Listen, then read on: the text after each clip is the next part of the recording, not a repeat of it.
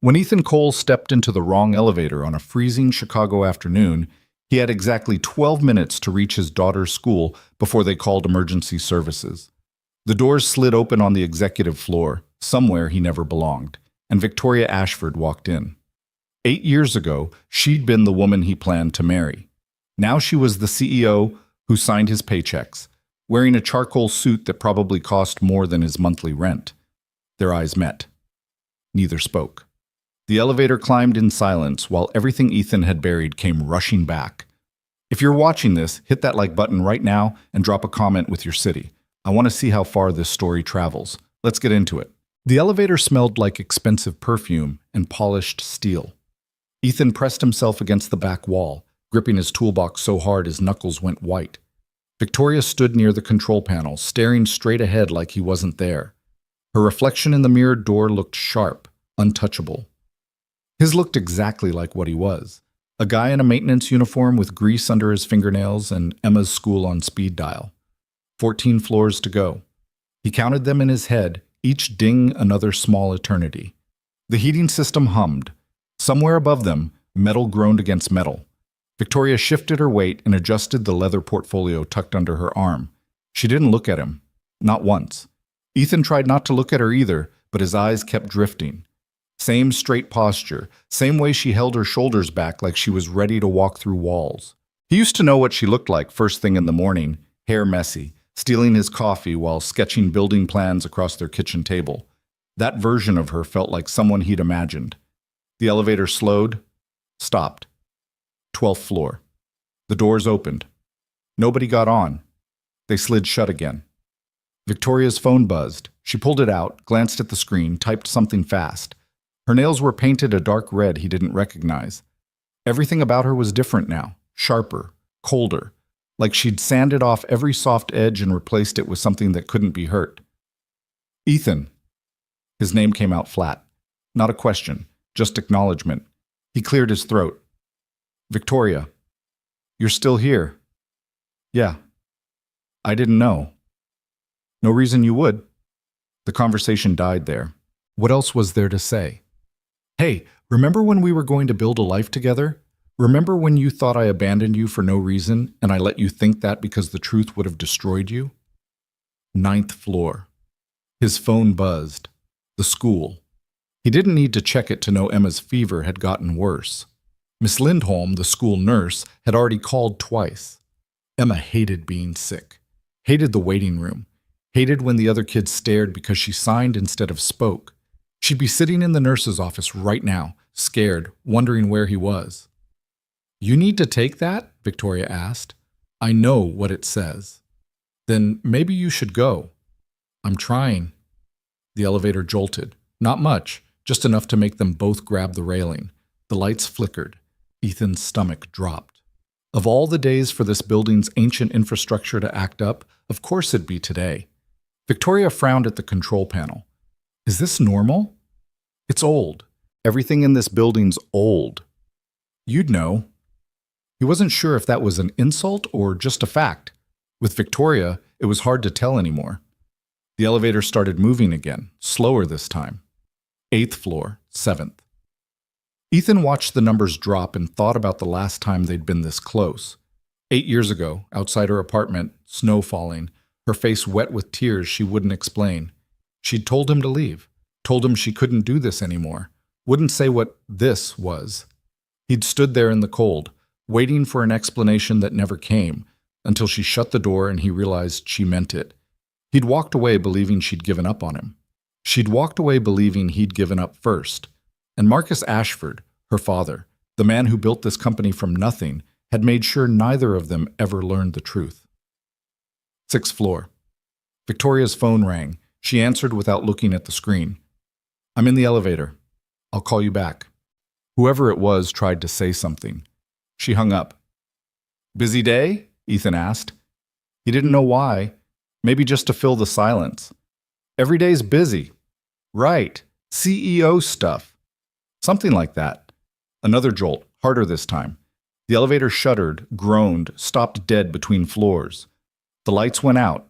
Emergency lighting kicked in, casting everything in a dim red glow. Victoria's face looked ghostly. Ethan's toolbox hit the floor with a metallic crash. "You've got to be kidding me," Victoria muttered. Ethan was already moving, prying open the control panel. Wires, circuit boards. Nothing he could fix without shutting down half the building. He pulled out his radio. "Clay, you there?" Static. "Clay, it's Ethan. Executive elevator stuck between 6 and 7. You copy?" More static, then a garbled voice. "Hear you. Power surge. Working on it. How long?" 20 minutes, maybe 30. Ethan closed his eyes. 30 minutes. Emma would be terrified. Victoria watched him. "Is it safe?" "Safe enough. We're not falling." "That's comforting." "It's the truth." She crossed her arms, leaned against the wall. In the red light, she looked tired. More tired than someone her age should look. Running a company did that, he guessed. Running a company you inherited from a man who lied to everyone did that even more. "Emma," Victoria said. Ethan's head snapped up. "What?" "Your daughter. That's who's calling." "How do you—" "I saw her last week. She wandered onto the executive floor. Security brought her to my office." Ethan's chest tightened.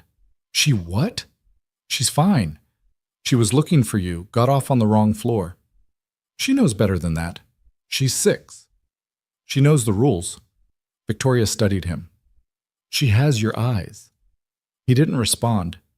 Didn't know how to. The idea of Emma alone in Victoria's office, surrounded by people in expensive suits who didn't understand why she signed instead of spoke, made him feel sick. "She's beautiful," Victoria added, softer this time. "Smart, too. She showed me a drawing she made, a building. She said you helped her design it." "We build stuff with blocks sometimes." "Blocks. It's what we can afford." The words came out harsher than he meant. Victoria flinched. Good. Let her feel uncomfortable. Let her see what 8 years looked like from the bottom instead of the top. But then her expression shifted. Not anger. Something worse. Pity. "Don't," Ethan said. "Don't what?" "Look at me like that." "Like what?" "Like you feel sorry for me." "Maybe I do. I don't need it." Clearly. The air between them turned sharp. Ethan wanted to punch something, wanted to ask her why she never called, why she never asked, why she just accepted that he'd vanished and moved on like none of it mattered. But he knew the answer. She'd been 22, heartbroken, and convinced he'd chosen his career over her. Marcus had made sure of that. Forged emails, planted evidence, made it look like Ethan had taken a job in another city without telling her. By the time Ethan realized what was happening, the damage was done. And Marcus had made it clear. If Ethan said anything, if he tried to tell Victoria the truth, Marcus would bury him. Ruin his career, make sure he never worked in architecture again. Worse, he'd drag Victoria down with him, tie her name to the scandal, destroy everything she'd worked for. So Ethan had disappeared. Let her hate him. It was easier than watching her suffer because of him. "You're still here," Victoria said again, quieter this time. "In Chicago, after everything. I never left. But you—" "I know what you thought. I know what he told you." Her face changed. "What are you talking about?" Ethan shook his head. "Forget it." "No. What did my father tell me?" "It doesn't matter." "It does to me." "Why? So you can feel better about the last 8 years? So you can tell yourself it wasn't your fault?" "That's not—" "I'm not doing this, Victoria. Not now. Not here." She stared at him. For a second he thought she might push, demand answers. But then something in her expression crumbled and she looked away. The radio crackled. "Ethan, you still there?" He grabbed it. "Yeah. We're rerouting power now. Give us 10 minutes.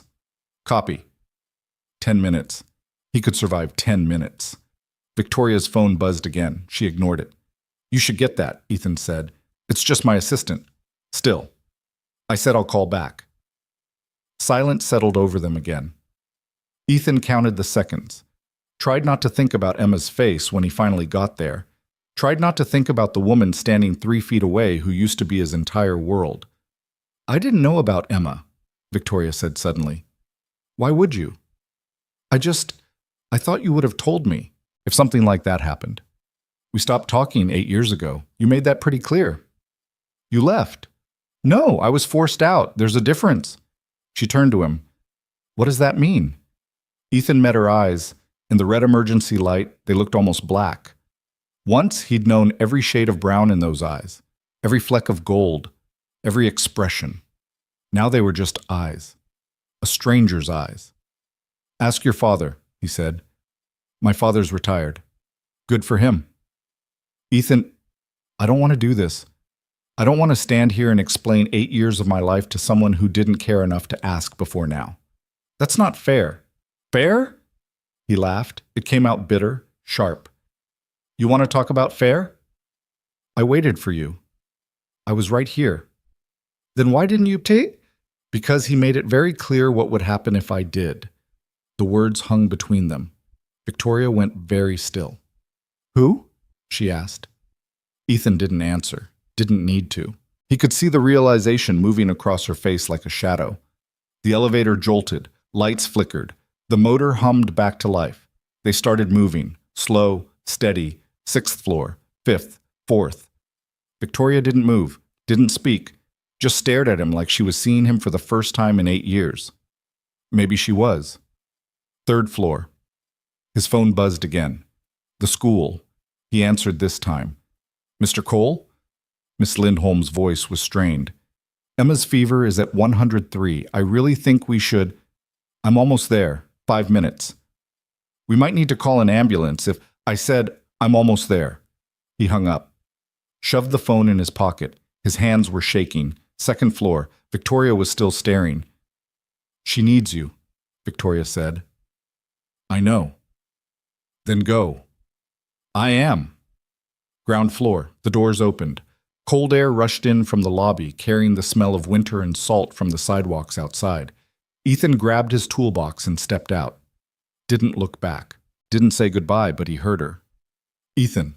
He stopped, turned halfway. Victoria stood in the elevator doorway, one hand holding the door open. Her face was pale, shaken. For the first time since he'd seen her, she looked uncertain. I didn't know, she said. Now you do. He walked away. Upton. Outside, the wind cut through his jacket like glass. Snow had started falling while he was stuck underground, thick and heavy, covering the streets in white. Ethan's truck was parked 2 blocks away. He ran, slipped twice on ice, didn't care. Emma's school was a 15-minute drive in good weather. In this, maybe 20. He made it in 12. The nurse's office smelled like antiseptic and old textbooks. Emma sat on the examination table, wrapped in a blanket, her face flushed and damp. When she saw him, her hands flew up. Daddy, where were you? I'm sorry, baby. I got stuck. I don't feel good. I know. We're going home. Miss Lindholm handed him a thermometer reading and a bottle of children's ibuprofen. Keep her hydrated. If the fever doesn't break by tonight, take her to urgent care. Ethan signed his name on the release form, scooped Emma into his arms. She was heavier than she looked, growing up too fast. He carried her through the hallways, past classrooms where other kids were packing up for the day, past bulletin boards covered in construction paper turkeys and hand-traced leaves. Emma rested her head on his shoulder. Her breath was hot against his neck. Is Mama coming? The question hit him like a fist. Emma's mother, Jenna, had left when Emma was 10 months old. Couldn't handle the diagnosis, couldn't handle the therapy appointments, the hearing aids, the constant adjustments. She'd walked out one morning and never came back. No calls, no emails. Just gone. Like Ethan's life was some kind of pattern, people leaving when things got hard. No, baby. Just me. Emma's fingers tightened on his jacket. Okay. That was the thing about Emma. She never complained, never asked why, just accepted and moved on. At 6 years old, she'd already learned how to carry disappointment like it was normal. Ethan hated that. Their apartment was on the 3rd floor of a rundown building on the south side. The heat barely worked. The neighbors upstairs fought every night. The landlord ignored maintenance requests unless Ethan fixed things himself. But the rent was cheap, and the bus line ran straight to Emma's school, so he stayed. He carried Emma upstairs, unlocked the door with one hand. Inside, the radiator clanked and hissed. The living room was small. Couch, coffee table, toy box overflowing with blocks and stuffed animals. The kitchen was smaller. Ethan set Emma on the couch, pulled the blanket tighter around her shoulders. "I'm cold," she signed. He checked the radiator. Lukewarm. He grabbed another blanket from the bedroom, wrapped it around her like a cocoon. Then he went to the kitchen, filled a pot with water, set it to boil. Soup. Something warm. Something easy. Emma watched him from the couch. Her eyes were glassy, unfocused. Fever did that, made her look small and fragile in a way that terrified him. The water boiled. Ethan dumped in a packet of chicken noodle soup, the cheap kind that came in bulk from the discount store. Stirred it, poured it into a bowl, let it cool, brought it to Emma with a spoon. "I'm not hungry," she signed. "Just a little. Please." She took 3 bites, grimaced, set the spoon down. "My ears hurt." "I know, baby." He gave her the ibuprofen Miss Lindholm had sent home. Emma swallowed it with water, made a face. Ethan checked her temperature again, still 103. By 8, the fever hadn't broken. By 9, Emma was asleep on the couch, curled into a ball under both blankets. Ethan sat on the floor beside her, one hand resting on her back, feeling the rise and fall of her breathing. His phone buzzed, a text from Clay, his supervisor. "Heard you got stuck in the exec elevator today." "Everything okay?" Ethan typed back. "Fine. Just bad timing. You need tomorrow off?" "No.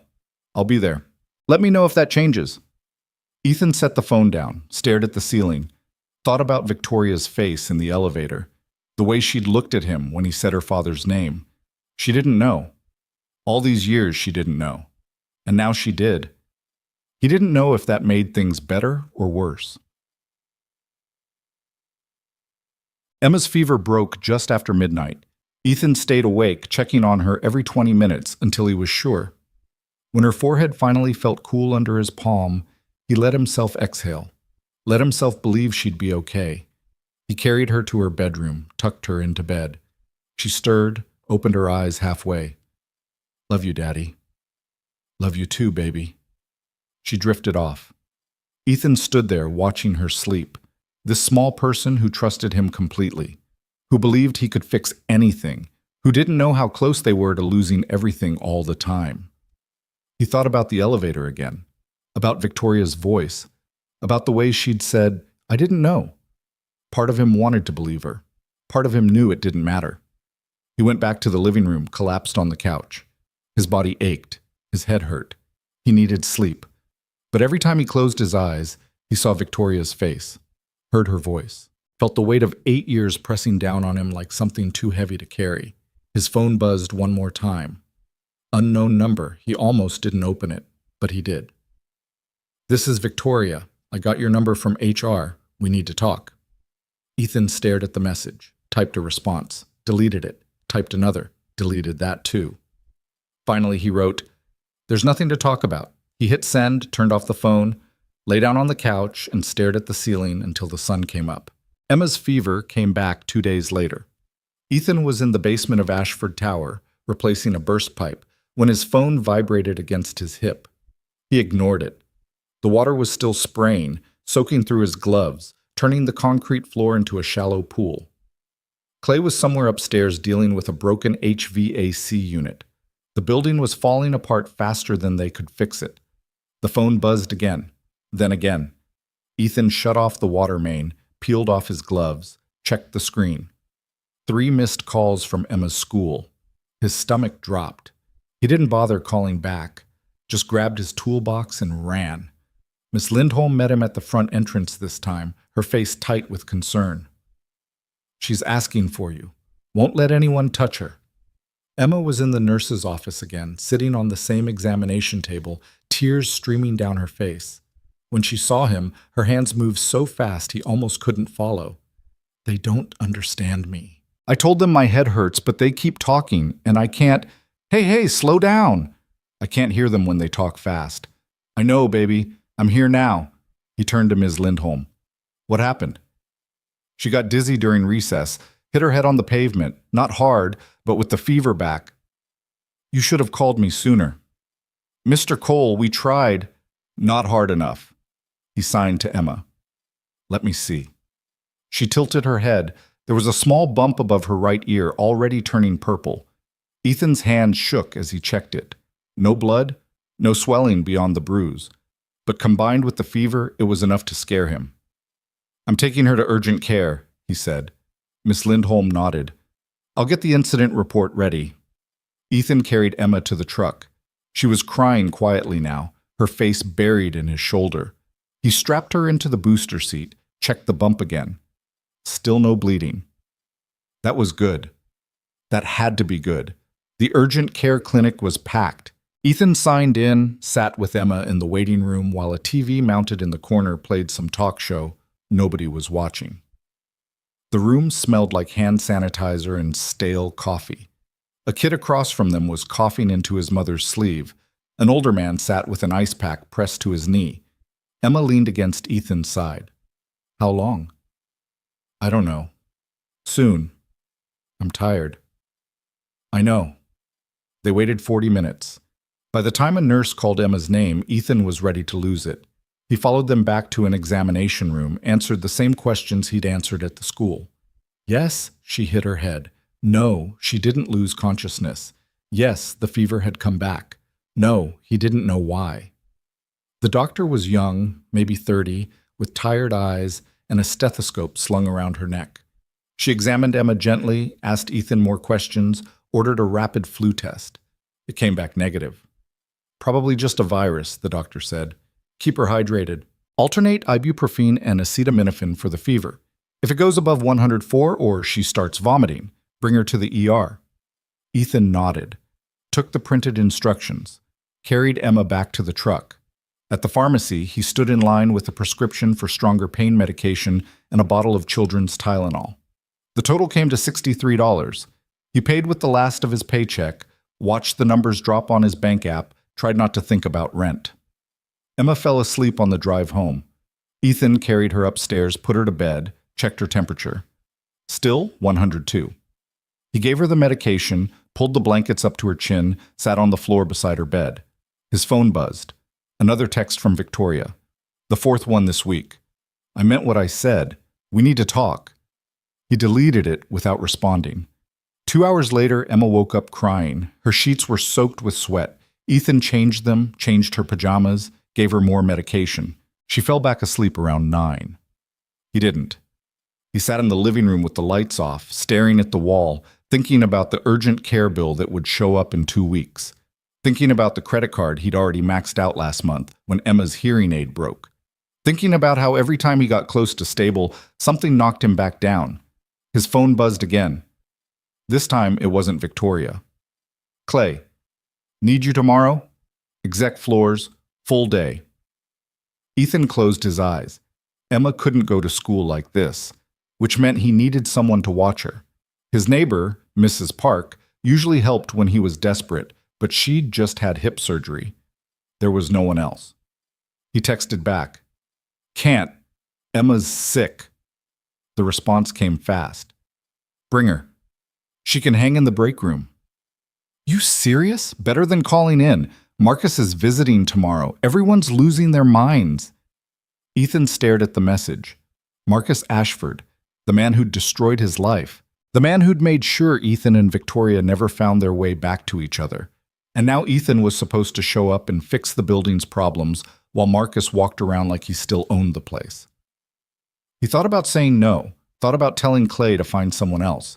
But he needed this job, needed the paycheck, needed the health insurance that barely covered anything but was better than nothing. "Fine. I'll be there." But Emma didn't want to go. She sat on the couch the next morning, still in her pajamas, shaking her head while Ethan tried to explain. "I don't want to go to your work." "I know, baby, but you can't stay here alone." "I'm not a baby." "You're 6. Almost 7. Still too young." She crossed her arms. Her fever had dropped to 100 overnight, which was better, but not good enough for school. Ethan had already called and told them she'd be out for the rest of the week. He knelt in front of her. "Listen, you can bring your tablet. Watch movies, draw, whatever you want. I just need you to stay in the break room and not wander off. Can you do that? What if I get lost?" "You won't. I'll check on you every hour. Promise?" Promise. She didn't look convinced, but she got dressed anyway. Ethan packed her backpack with snacks, juice boxes, her tablet, and the stuffed elephant she'd had since she was a baby. They took the bus downtown. Emma pressed her face against the window, watching the city slide past. Bare trees, gray buildings, people bundled in coats against the wind. Ashford Tower looked different in the daylight, cleaner, more imposing. Ethan signed in at the security desk, clipped his badge to his uniform, led Emma through the back hallways to the employee break room. It was a small space with a microwave, a refrigerator covered in safety notices, and a table surrounded by mismatched chairs. "Stay here," Ethan said out loud, signing as he spoke. "Don't leave unless you need the bathroom. If you do, find me first." Emma nodded. She pulled out her tablet, plugged in her headphones. Ethan checked his radio. "Clay? I'm here. Where do you need me?" 18th floor. Conference room AC is out. Again. "On my way." He looked back at Emma one more time. She was already absorbed in whatever she was watching, her face lit blue by the screen. He hated this, hated bringing her here, hated that he didn't have another option. But he didn't. So he left. The 18th floor was chaos. People in suits rushed past carrying boxes of files, laptops, presentation boards. Someone was yelling into a phone about catering. Someone else was on their knees trying to fix a jammed printer. Clay stood in the middle of it, looking like he wanted to quit. "Thank God you're here," Clay muttered. "Assi's been out since yesterday. Marcus is supposed to be in that conference room in an hour, and it's like a sauna in there." Ethan grabbed his toolbox. "Where's the unit?" "Ceiling access, north side." It took 20 minutes to find the problem, a blown fuse and a clogged filter. Easy fix. Ethan replaced both, tested the airflow, climbed down from the ceiling. The room was already starting to cool. Clay checked his watch. "You're a lifesaver. Can you handle the executive floor next? Victoria's office has a flickering light that's driving everyone insane." Ethan's jaw tightened. "Send someone else." "Everyone else is busy. Come on, man. 10 minutes. In and out." "Clay, please." Ethan wanted to say no, wanted to walk away, but Clay looked desperate, and Ethan owed him. Clay had covered for him a dozen times when Emma was sick, when school events ran late, when life got in the way. "Fine, but I'm checking on Emma first." "Deal." Ethan took the stairs down to the break room. Emma was still at the table, tablet in front of her, but she wasn't watching it anymore. She was drawing on a napkin with a pen she must have found in her backpack. When she saw him, she held it up. "Look, it's you." The drawing was rough, stick figure with a toolbox and a big smile. Ethan felt something crack in his chest. "It's perfect," he signed. "Can I keep drawing?" "Yeah, I'll be back soon." She went back to her napkin. Ethan left before she could see his face. The executive floor smelled like expensive carpet and filtered air. Everything up here was polished, pristine, the kind of place where people made decisions that affected thousands of lives without ever getting their hands dirty. Ethan hated it. Victoria's office was at the end of the hall, behind a glass door with her name etched in silver letters. He knocked. No answer. He tried the handle. Unlocked. Inside the office was massive, floor-to-ceiling windows overlooking the city, a desk the size of Ethan's kitchen table, bookshelves lined with architectural journals and awards, a sitting area with a leather couch that probably cost more than his truck. The light above the desk was flickering. Ethan set down his toolbox, dragged a chair over, climbed up. The bulb was loose. He tightened it. The flickering stopped. "Thank you." He nearly fell off the chair. Victoria stood in the doorway, holding a coffee cup, watching him. She was wearing a navy suit today, her hair pulled back, expression unreadable. Ethan climbed down. "Didn't know you were here." "It's my office." "Right." He grabbed his toolbox, started toward the door. She didn't move. "Ethan, I'm working." "I know, but I don't have time for this." "I looked into what you said." That stopped him. He turned. "What?" Victoria set her coffee cup on the desk. Her hands were shaking slightly. "About my father.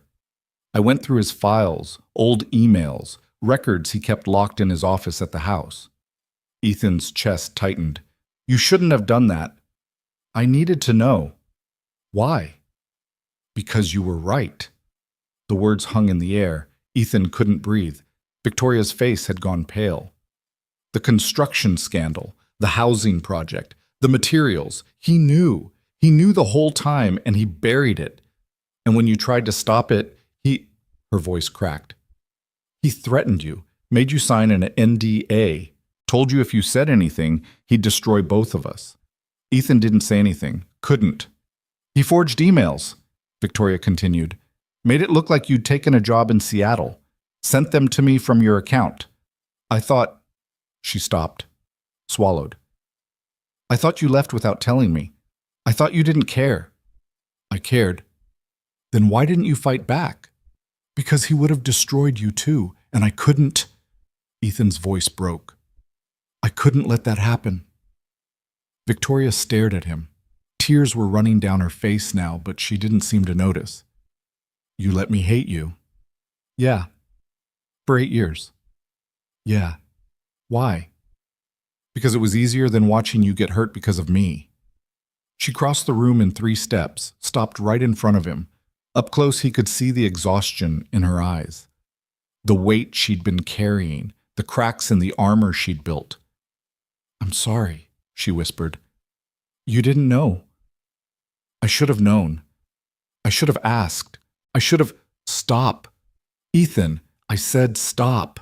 His radio crackled. Clay's voice. Ethan, you done up there? I need you back on 18. Ethan grabbed the radio.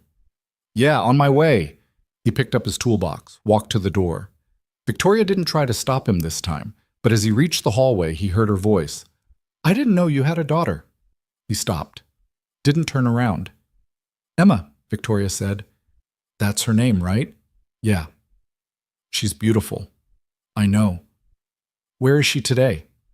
Downstairs, break room. She's sick. There was a long pause. Then, can I meet her? Properly, I mean. Every instinct told Ethan to say no, to keep Emma far away from this building, this woman, this past that wouldn't let him go. But something in Victoria's voice made him hesitate. Why? He asked. Because I want to. That's not a reason. It's the only one I have. Ethan turned, looked at her. She was still crying, still trying to hold herself together and failing. She doesn't need this, he said. She doesn't need you walking into her life and then walking back out when it gets complicated. I wouldn't do that. You did it to me. The words came out harsher than he meant, but he didn't take them back. Victoria flinched like he'd hit her. You're right, she said quietly. I did, and I'm sorry, but I'm not that person anymore. Neither am I. I know. Ethan shifted the toolbox to his other hand. She's been through enough. Her mom left. She barely remembers her. I'm all she has. So if you're doing this because you feel guilty or because you want to fix something that can't be fixed, I'm doing this because I want to know her and because, Victoria's voice caught, because I missed 8 years of your life and I can't get them back, but maybe I don't have to miss any more. Ethan didn't know what to say to that. The radio crackled again. Ethan, you there? He raised it. Coming. He left without another word. Back on the 18th floor, Clay handed him a wrench and pointed toward a rattling vent. Ethan worked in silence, listening to the sounds of preparation around him, voices, footsteps, the hum of electronics. Somewhere in the building, Marcus Ashford was probably drinking expensive coffee and pretending he'd built an empire on honesty. Ethan tightened the last bolt, tested the vent. The rattling stopped. Perfect, Clay said. You're a machine. Just doing my job. Yeah, well, your job's keeping this place from falling apart. Ethan didn't respond. He packed up his tools, checked the time, almost noon. He needed to check on Emma again. He took the stairs down. His legs ached. His hands hurt. He smelled like dust and machine oil, but that was normal. That was every day. The break room was empty. Ethan's heart stopped. Emma's tablet was still on the table. Her backpack was still on the chair, but she was gone. He grabbed his radio. Clay, did anyone see a little girl leave the break room? What? Emma, she's not here. Check the bathroom. Ethan was already moving. The women's bathroom down the hall was empty. So was the men's. He ran back to the break room, checked under the table, inside the supply closet. Nothing. His hands were shaking now. He pulled out his phone, tried calling her. No answer. She didn't have a phone, just the tablet, and the tablet was still here. He ran to the stairwell, started climbing. If she'd wandered off, she could be anywhere. 6 floors, 18 floors, the basement, the parking garage. By the time he reached the 10th floor, he was out of breath. He burst into the hallway, looked both ways, empty. 11th floor, empty. 12th floor, empty. 13th, he saw her. She was standing outside the executive conference room, staring through the glass wall at something inside. Ethan's relief was so strong it almost knocked him over. He ran to her, dropped to his knees, grabbed her shoulders. "What are you doing up here?" Emma's eyes were wide. "I got lost. I told you to stay in the break room. I went to find the bathroom and I got turned around and then I saw the elevator and I thought..." "You thought what?" "I thought maybe you were up here." Ethan pulled her into a hug, held her tight. His heart was still racing. "You can't do that. You can't just wander off. What if something happened? What if..." "I'm sorry. I know. But you have to listen. You have to stay where I tell you to stay." "Okay." He pulled back, checked her face. She looked tired, pale. The fever was probably coming back. "Let's get you downstairs." But before he could stand, the conference room door opened. Victoria stepped out. She looked at Ethan, then at Emma, then back at Ethan. "Is everything okay?" she asked. Ethan stood, keeping one hand on Emma's shoulder. "She wandered off. We're fine." Victoria glanced at Emma. Her expression softened. "Hi again." Emma stared at her. Then slowly, she signed, "You're the lady from before." Victoria blinked, looked at Ethan. "What did she say?" "She remembers you from last week." "Oh." Victoria crouched down, bringing herself to Emma's level. "I remember you too. You showed me your drawing." Emma nodded. Victoria smiled. It was small, careful. "Do you still like to draw?" Another nod. "What do you draw?" Emma looked at Ethan. He signed what Victoria had said. Emma's hands moved in response. "Buildings, like my dad used to make." Ethan translated. Victoria's smile faltered. "He's very good at that," Victoria said softly. Emma tilted her head. "Are you his friend?" Ethan's throat closed. Victoria hesitated, then, "I used to be." "Why not now?"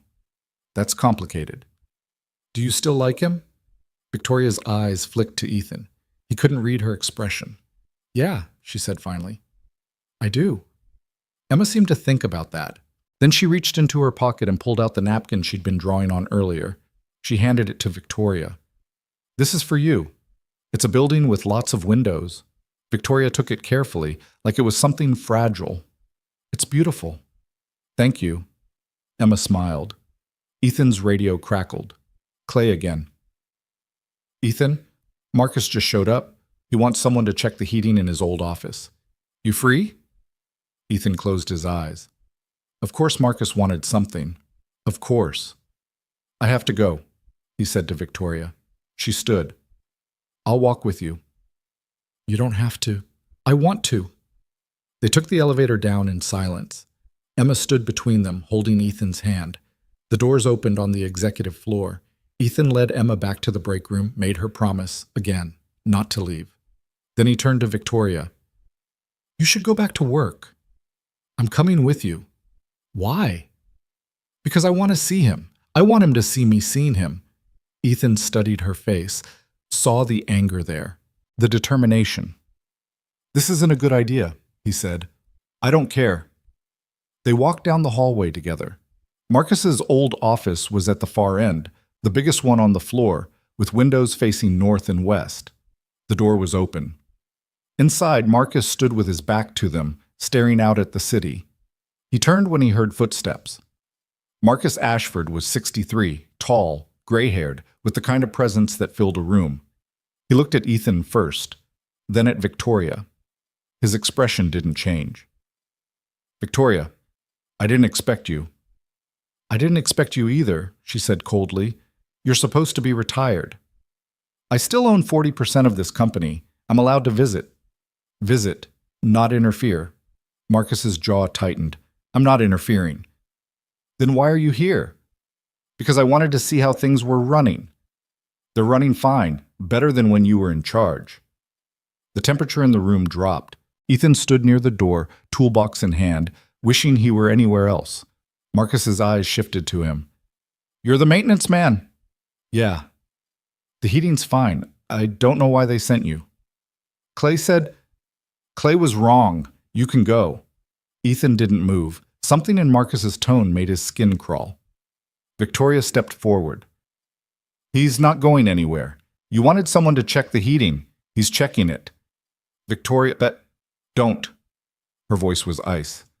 Don't pretend you're still running things. You're not. You lost that right.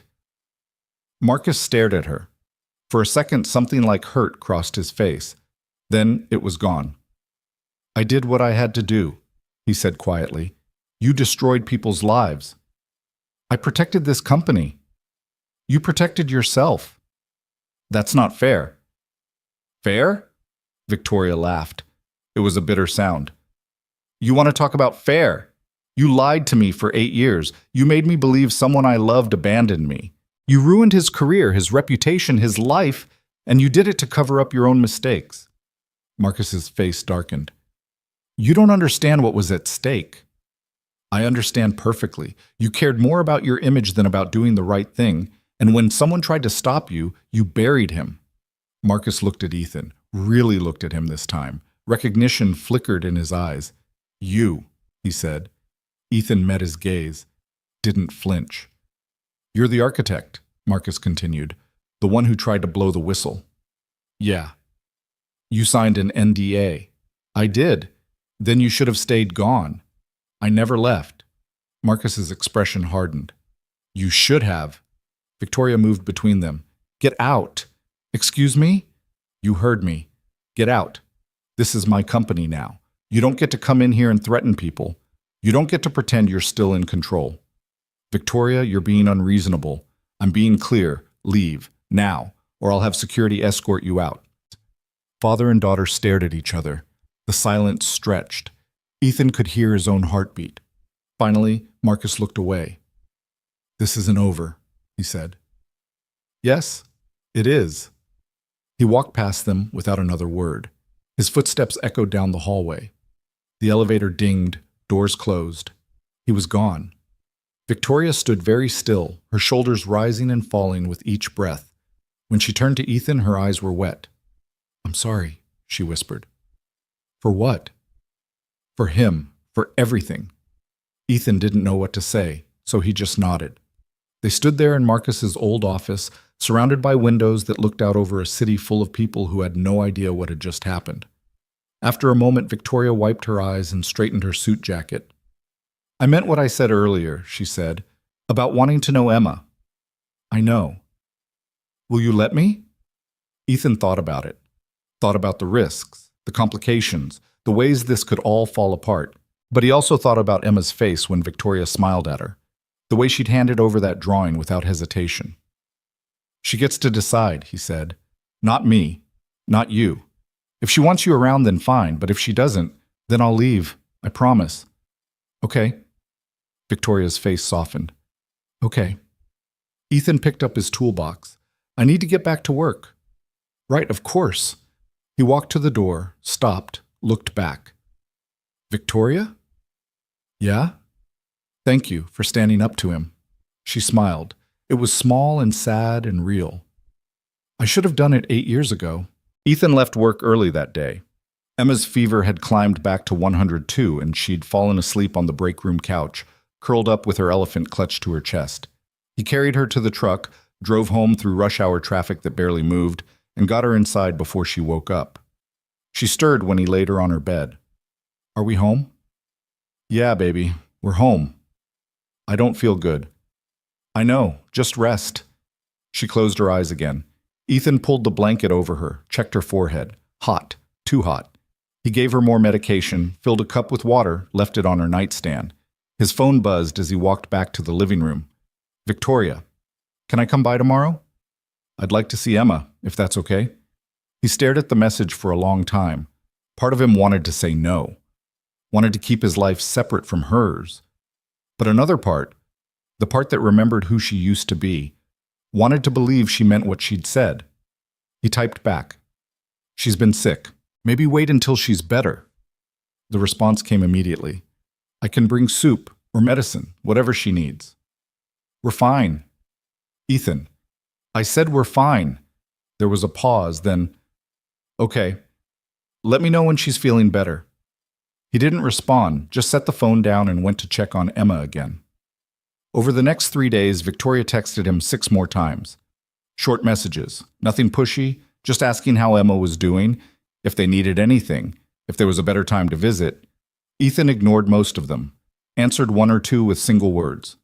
Fine, no, busy. Emma's fever finally broke on Thursday. By Friday, she was back to herself, drawing, building block towers, asking Ethan endless questions he had to sign answers to. Saturday morning, she woke him up at 6 by jumping on his bed. "Can we go to the park?" Ethan groaned. "It's freezing outside. Please? I've been inside forever." "It's been 4 days." "That's forever." He couldn't argue with that logic. So he got up, made her breakfast, bundled her in layers, and took her to the park 3 blocks from their apartment. The playground was empty except for one other kid, a boy around Emma's age, bundled in a bright red coat, climbing the jungle gym. Emma ran straight for the swings. Ethan pushed her, watched her hair fly back with each arc, listened to her laugh. When she got tired of the swings, she moved to the sandbox. Ethan sat on a bench nearby, hands shoved in his pockets, watching her dig with a plastic shovel someone had left behind. His phone buzzed. Victoria again. "Is she feeling better?" He should have ignored it, should have put the phone away. But something made him answer. "Yeah. We're at the park." "Which one?" Ethan hesitated. Then, "Monroe Street. I'm 10 minutes away. Can I meet you there?"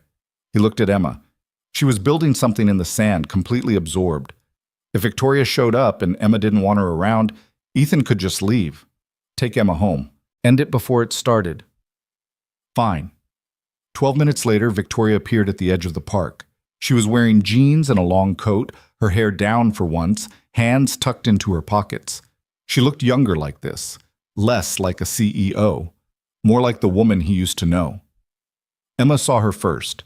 She stood up from the sandbox, sand falling from her gloves, and waved. Victoria waved back.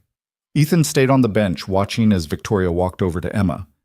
They stood there for a moment, Emma signing something, Victoria clearly not understanding. Emma pointed at Ethan. He got up, walked over. "She's asking if you want to help her build," he said. Victoria looked at Emma. "I'd love to." Emma grinned. She handed Victoria a plastic bucket and pointed at the sand. Victoria knelt down, following Emma's lead. Ethan stood off to the side, watching them work. Emma was patient, showing Victoria how to pack the sand tight, how to flip the bucket just right. Victoria's first attempt collapsed. Emma giggled. Her second attempt was better. By the third, they had a decent castle going. Ethan sat back down on the bench, pulled out his phone, pretended he wasn't watching every move. After 20 minutes, Emma ran over to him. "Can she come to our house?" "What?" "I want to show her my drawings." Ethan glanced at Victoria, who was still kneeling in the sandbox, brushing sand off her jeans. I don't think..." "Please?" "Our apartment's small." "I don't care." "And messy." "So?" He sighed, looked at Emma's face. She was excited in a way he hadn't seen in months, maybe longer. "Let me ask her," he signed. He walked over to Victoria. "Emma wants to know if you want to come see her drawings, at our place." Victoria looked up. "Really?" "She's 6. She changes her mind fast, so if you say yes, don't, I'd love to. It's not like your office, it's small, and the heat doesn't work great, and Ethan." She stood up, brushed off her knees. "I don't care." "Okay." They walked back to the apartment together. Emma ran ahead, occasionally turning back to make sure they were following. Victoria walked beside Ethan, neither of them speaking.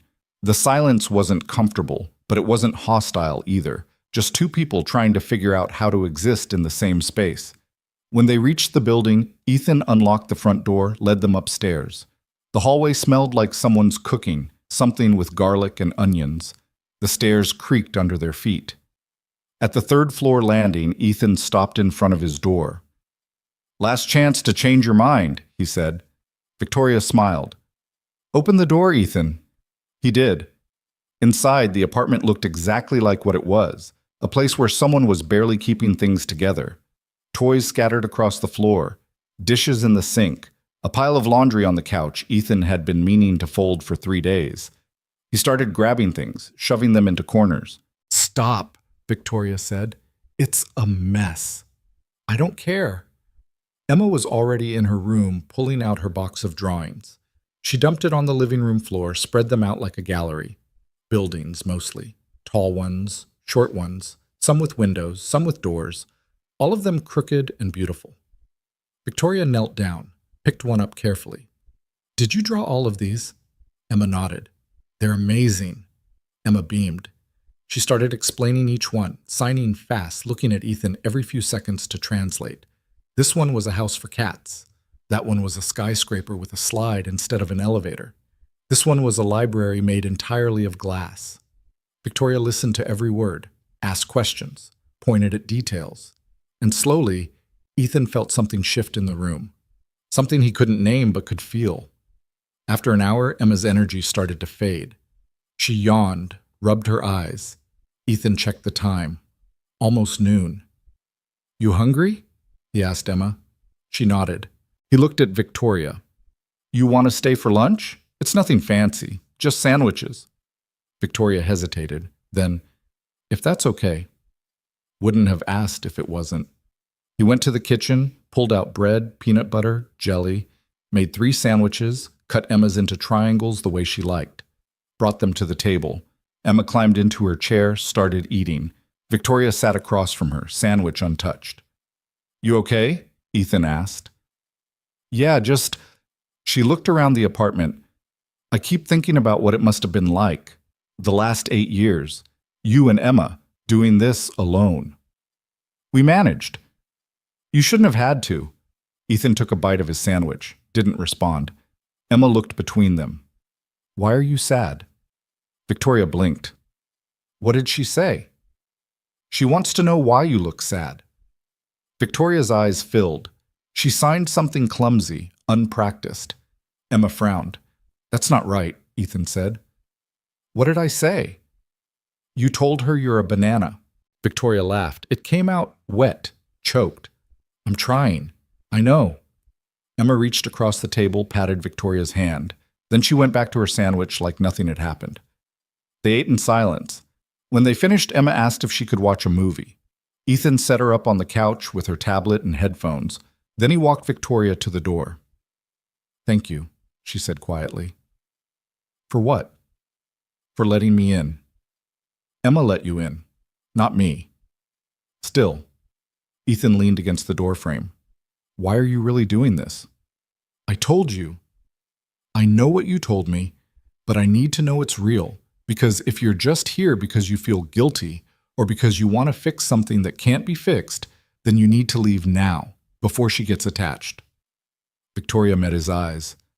"I'm here because I want to know her, and because I want to know you again, the real you, not the version I made up in my head for the last 8 years. That person doesn't exist anymore.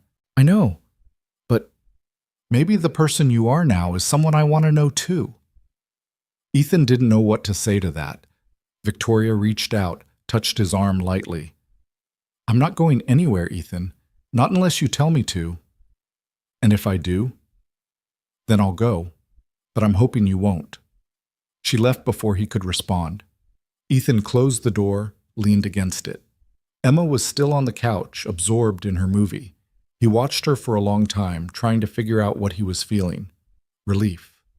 Fear. Hope. All of it tangled together in a knot he couldn't untie. His phone buzzed. "Victoria. Thank you for today." He stared at the message, then typed, "She liked having you here. What about you?" He paused. Deleted 3 different responses. Finally settled on, "It wasn't terrible. High praise, don't push it. Wouldn't dream of it." Ethan almost smiled. Almost. Over the next 2 weeks, Victoria became a regular presence in their lives. She'd stop by after work sometimes, bringing takeout or groceries. She'd sit on the floor with Emma, helping her build block towers or color in coloring books. She'd ask Ethan about his day, about Emma's school, about nothing in particular.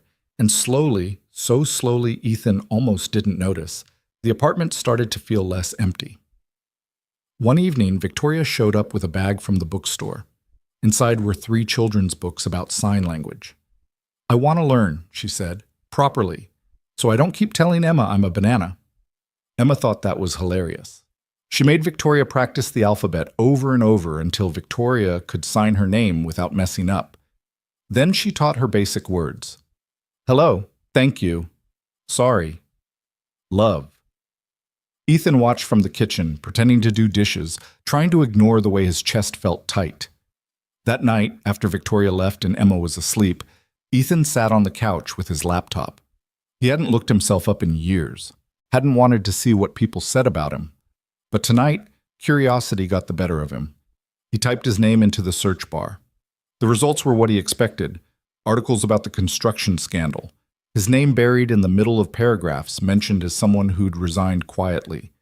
No details, no explanation, just gone. He clicked on one article, then another. Read through accusations he'd never defended himself against. Read through speculation about why he'd left. Some people thought he'd been paid off. Others thought he'd been complicit. Nobody knew the truth. He closed the laptop, stared at the ceiling, thought about Marcus Ashford, sitting in some expensive house somewhere, living off the fortune he'd built on lies. His phone buzzed. Victoria. You awake? Yeah, can I call you? He hesitated. Then, okay. The call came through a second later.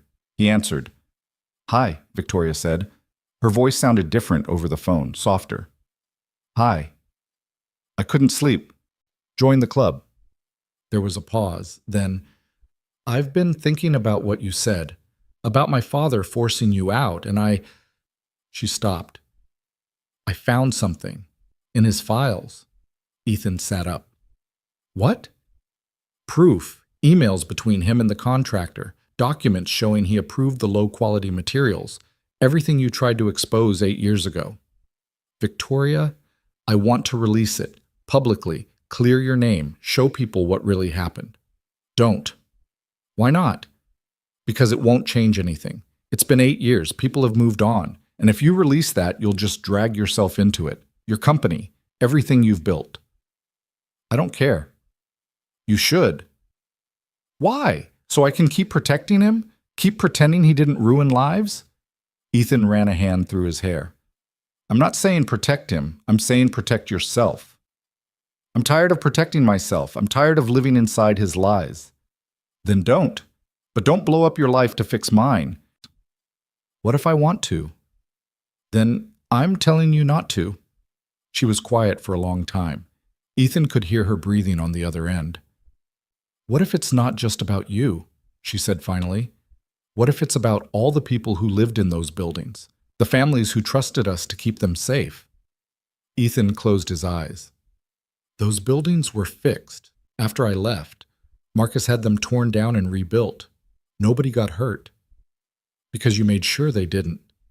I didn't do anything. You tried. You risked everything to try, and he punished you for it. That's how the world works, Victoria. Good people get buried, bad people get rich, and nothing we do now is going to change that. I don't believe that. You should. Another long pause. I'm releasing it, Victoria said. I've already made up my mind. I just wanted you to know first. Victoria, I'll make sure your name is cleared. Completely. I'll make sure everyone knows you were the one who tried to stop it. I don't want that. Too bad. This is a mistake. Maybe, but it's mine to make. She hung up before he could argue. Ethan stared at his phone, thought about calling her back, thought about showing up at her apartment and talking her out of it. But he knew Victoria. Once she decided something, there was no changing her mind. He didn't sleep that night. The next morning, Emma asked why he looked tired. He signed that he'd stayed up too late. She frowned, told him he needed to sleep more. He promised he would. At work, Clay pulled him aside. You hear about the press conference? Ethan's stomach dropped. What press conference? Victoria called one for this afternoon. Something about company records, past projects. Everyone's freaking out.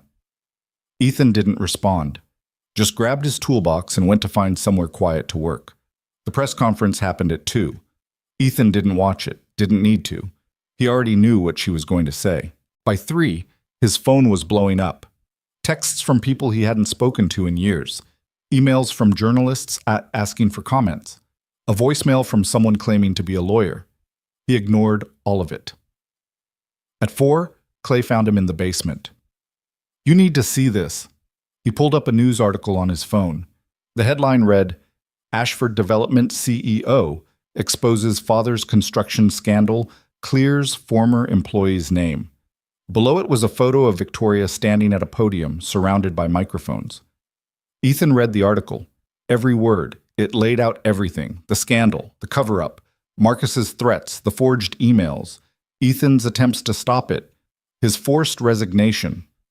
At the bottom, there was a quote from Victoria. Ethan Cole is one of the most honest people I've ever known. He tried to do the right thing, and my father destroyed his career because of it. I'm here today to set the record straight and to make sure something like this never happens again. Ethan handed the phone back to Clay. Didn't say anything. You okay? Clay asked. I don't know. That night, Ethan sat Emma down and tried to explain what was happening. It was hard. She was 6. She didn't understand corporate scandals or press conferences or why people on TV were talking about her dad. Are you in trouble? She asked. No, baby. The opposite. Then why do you look sad? Because sometimes the truth is complicated. She didn't look convinced, but she hugged him anyway. After she went to bed, Ethan sat on the couch with his phone. Victoria had texted him 14 times. He read through them. Apologies, explanations, promises that she'd handle the fallout. He finally responded, You shouldn't have done that. Her reply came instantly. I had to. Why? Because you deserved better, and because I couldn't live with the lie anymore. What about your company? It'll survive, or it won't. Either way, I did the right thing. Ethan stared at the message. Part of him was angry. Part of him was grateful. Most of him just felt exhausted. I need time to think, he typed. I understand. Don't contact me for a while. There was a long pause before her response came through. Okay. He turned off his phone, sat in the dark, listened to the radiator clank and the neighbors upstairs argue and the sound of Emma breathing in the next room. And for the first time in 8 years, he let himself cry. The next morning, Ethan woke up to 57 missed calls. He deleted all of them without listening, made Emma breakfast, got her ready for school, dropped her off, went to work. Clay met him at the door. Marcus is here. Ethan stopped. What? Showed up an hour ago, demanding to see Victoria. Security won't let him past the lobby. Good. He's asking for you too. Tell him I'm busy. Ethan, I said I'm busy. But Marcus found him anyway. Cornered him in the stairwell between the 2nd and 3rd floors. He looked older than he had 2 weeks ago. Tired. Angry. This is your fault, Marcus said. Ethan set down his toolbox. Is it? You should have stayed gone. Should have kept your mouth shut. I didn't say anything. Victoria did. Because you put ideas in her head. I told her the truth, that's all. Marcus stepped closer. You've ruined everything. My reputation, my company, my relationship with my daughter. You did that yourself. I was protecting her. No. You were protecting yourself. There's a difference. Marcus's face twisted. You don't know what it's like. Building something from nothing, making the hard choices, getting your hands dirty so everyone else can stay clean. You're right, I don't, because I never had to lie to do my job. You think you're better than me? I think I sleep better at night. Marcus laughed. It was a harsh, bitter sound. You sleep in a rundown apartment on the south side. You work as a maintenance man. You barely make enough to support your daughter. And you think that's better? Yeah, I do. You're a fool. Maybe. But at least I'm not you. Marcus stared at him. For a moment, something like regret crossed his face. Then it was gone. Stay away from my daughter, he said. That's her choice, not yours. I'm warning you, you don't scare me anymore. Marcus looked like he wanted to say something else, but he didn't. Just turned and walked away, his footsteps echoing down the stairwell. Ethan picked up his toolbox. His hands were shaking, but not from fear, from relief. Because for the first time in 8 years, Marcus Ashford had no power over him. That evening, Ethan picked up Emma from school and took her to get ice cream. They sat in a booth by the window, watching people walk past bundled in coats and scarves. Emma ordered chocolate with sprinkles. Ethan got vanilla. Can Victoria come over tonight? Emma asked. She's busy, baby. She's always busy. I know. Don't you like her anymore? Ethan looked at his daughter, at her bright eyes and hopeful face. It's complicated. That's what grown-ups always say when they don't want to explain. She wasn't wrong. I like her, Ethan admitted, but liking someone doesn't mean it's easy. Why not? Because people are messy, and sometimes they hurt each other even when they don't mean to. Emma thought about that. Then, did she hurt you? A long time ago. On purpose? No. Then you should forgive her. It's not that simple. Why not? Ethan didn't have an answer for that. They finished their ice cream in silence. On the way home, Emma fell asleep in her booster seat. Ethan carried her upstairs, tucked her into bed. Then he sat on the couch and pulled out his phone. He stared at Victoria's name in his contacts for a long time. Finally, he typed, "Thank you for what you did. I mean it." Her response came 10 minutes later. "You're welcome." Then after a pause, "Can I see you?" Ethan closed his eyes. "Not yet." "When?" "I don't know." "Okay, I'll wait." He set the phone down, leaned back against the couch, and for the first time since the elevator, he let himself imagine what it might look like if he stopped running from the past and started building something new. 2 weeks passed before Ethan saw Victoria again. It wasn't intentional. He'd been working double shifts to cover for another guy on medical leave, coming home exhausted, collapsing on the couch while Emma did her homework at the kitchen table. The news cycle had moved on from the Ashford scandal. People stopped calling. The emails slowed. Life returned to something close to normal. Except it wasn't normal, because Emma kept asking about Victoria. When is she coming back? Can we visit her? Did I do something wrong? That last one hit Ethan hard. He sat Emma down one evening after dinner and tried to explain. You didn't do anything wrong. Then why isn't she here? Because grown-ups need space sometimes to think. About what? About complicated things. Emma frowned. I miss her. Ethan felt something crack inside his chest. I know, baby. Do you miss her too? He didn't answer, didn't know how to. The next morning, Ethan got to work early. The building was quiet, most offices still dark. He was checking the boiler in the basement when his radio crackled. Ethan, you down there? Clay's voice. Yeah. Need you on the executive floor, Victoria's office. Water leak. Ethan's stomach tightened. Can't someone else? Everyone else is dealing with the flooding on 12. You're it. He closed his eyes. Copy. The elevator ride up felt longer than it should have. When the doors opened, he could hear water running. He followed the sound to Victoria's office. The door was open. Inside, water was pouring from a ceiling panel, pooling on the expensive carpet, soaking into the furniture. Victoria stood in the middle of it, phone pressed to her ear, trying to move files off her desk before they got ruined. She saw him. Stopped mid-sentence. I'll call you back. Ethan set down his toolbox, moved a chair under the leak, climbed up. The pipe had cracked clean through. He shut off the water valve, climbed back down. How bad? Victoria asked. Could be worse. I'll need to replace the section. 20 minutes. Okay. They stood there, water dripping between them, neither moving. I'll get a bucket, Ethan said finally. There's one in the supply closet down the hall. He left, found the bucket, came back, set it under the drip, started pulling tools from his kit. Victoria watched him work, arms crossed, soaked through from trying to save her files. You're here early, she said. Could say the same. Couldn't sleep. Ethan cut through the damaged pipe section. Join the club. Ethan, Let me finish this first. She went quiet. He worked in silence, replacing the pipe, tightening connections, testing for leaks. When he was satisfied, he climbed down, packed up his tools. Should be fine now, he said. But you'll want to get someone to check the ceiling, make sure there's no structural damage. I will, thank you. He picked up his toolbox, started toward the door. Ethan, wait. He stopped, didn't turn around. I know you said you needed time, Victoria said, and I'm trying to give you that. But Emma's been asking about me, and Her voice caught. I don't want her to think I abandoned her. Ethan turned. Victoria looked smaller somehow, tired. Her hair was pulled back messily, dark circles under her eyes. She doesn't think that, he said. Are you sure? Yeah. Then why does she keep texting me? Ethan blinked. What? Victoria pulled out her phone, showed him the screen.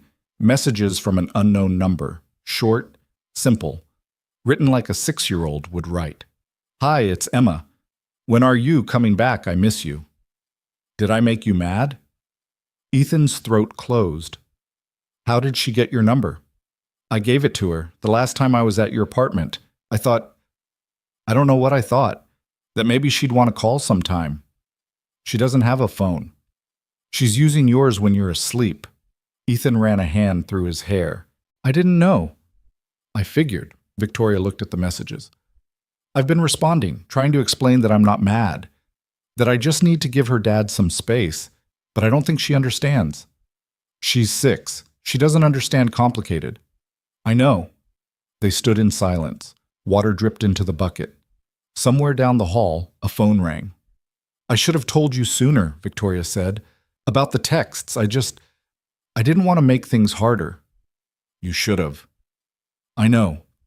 Ethan set down his toolbox, walked to the window, looked out at the city waking up below them. She asked me last night if she did something wrong, if that's why you stopped coming around. Victoria's face crumpled. I would never. I know, but she doesn't. She's 6 years old, and the only mother figure she's ever known walked out on her when she was a baby. So when people disappear from her life, she thinks it's her fault. I wasn't trying to disappear. I know that too, but she doesn't. Victoria crossed the room, stood beside him at the window. What do you want me to do? I don't know. Do you want me to leave completely? Because I will. If that's what's best for Emma, that's not what I'm saying. Then what are you saying? Ethan turned to face her. I'm saying I don't know how to do this. I don't know how to let you back into my life without risking her getting hurt. Because if you get tired of playing house, if you decide this is too hard or too complicated or not what you signed up for, she's the one who pays for it. I'm not going anywhere. You say that now. I mean it. People always mean it until they don't. Victoria's eyes filled. I'm not her mother, Ethan. I'm not Jenna. I'm not going to wake up one day and decide I can't handle it. You don't know that. Yes, I do. Because I've had 2 weeks to walk away and I haven't. I've spent every night wondering if Emma's okay. If you're okay, staring at my phone hoping you'd text. I could have moved on. I could have let this go. But I didn't, because I don't want to. Ethan wanted to believe her. Wanted it so badly it hurt. I need you to promise me something, he said. Anything. If you're going to be in her life, in our lives, you have to mean it. You can't show up when it's convenient and disappear when it's not. She needs stability, consistency, not someone who's here one day and gone the next. I promise. I'm serious, Victoria. So am I. She stepped closer. I know I can't undo the last 8 years. I know I can't fix what my father broke. But I can be here now, if you'll let me. Ethan looked at her, really looked, saw the exhaustion, the hope, the fear. Emma wants you to come to her birthday party, he said quietly. Victoria blinked. What? Next Saturday. She's turning 7. It's just going to be us and maybe Mrs. Park from downstairs. Nothing fancy, but she's been asking if you'll be there. I'd love to. You sure? It's going to be pizza and a grocery store cake in a tiny apartment. I don't care. Okay. Victoria smiled. It was small and real, and it made her look like the person he used to know. Okay. Ethan picked up his toolbox. I should get back to work. Right. Of course. He walked to the door, stopped, looked back. Victoria? Yeah? Thank you for the texts, for answering her. Always. He left before he could say anything else. The rest of the week crawled by. Emma talked nonstop about her birthday party, what kind of pizza they'd get, what flavor cake, whether they should play games or watch a movie. She made a list of decorations she wanted: balloons, streamers, a banner that said, "Happy Birthday." Ethan bought what he could afford: streamers from the dollar store, a pack of balloons, a cake mix because the bakery was too expensive. Emma didn't seem to mind. She helped him blow up balloons until they were both dizzy, helped tape streamers to the walls until the apartment looked like a rainbow had exploded inside it. Saturday morning, Emma woke up at 6. She jumped on Ethan's bed, signing so fast he could barely follow. "I'm 7. I'm 7. I know, baby. Happy birthday. Is Victoria coming?" She said she would. What time? Not till this afternoon. Go back to sleep. I can't sleep. I'm too excited. Ethan groaned. Then go be excited quietly. She giggled, ran to her room. Ethan heard her rummaging through her closet, probably trying to decide what to wear. By noon, the apartment was ready. Pizza was ordered. Cake was made. Lopsided, but edible. Mrs. Park had promised to come by at 2. Victoria had texted that morning saying she'd be there at 3. Emma changed her outfit 4 times. Finally settled on a blue dress with flowers that she'd gotten for Christmas. She made Ethan help her with her hair, pulling it into 2 braids that came out uneven, but she loved anyway. Mrs. Park arrived first, carrying a wrapped present and a plate of homemade cookies. She hugged Emma, told her she was getting so big, settled into the chair by the window. Victoria showed up 10 minutes later. She knocked softly. Ethan opened the door. She was holding a gift bag and wearing jeans and a sweater, her hair down. She looked nervous. "Hi," she said. "Hi." Emma appeared behind Ethan. When she saw Victoria, her whole face lit up. She pushed past Ethan and threw her arms around Victoria's waist. Victoria dropped to her knees, hugged Emma tight. Over Emma's shoulder, Ethan saw tears in Victoria's eyes. "I missed you," Emma signed when she pulled back. "I missed you too," Victoria said out loud. Then, slowly, carefully, she signed it. "I missed you." Emma beamed. "You're learning. I'm trying." They moved into the living room. Mrs.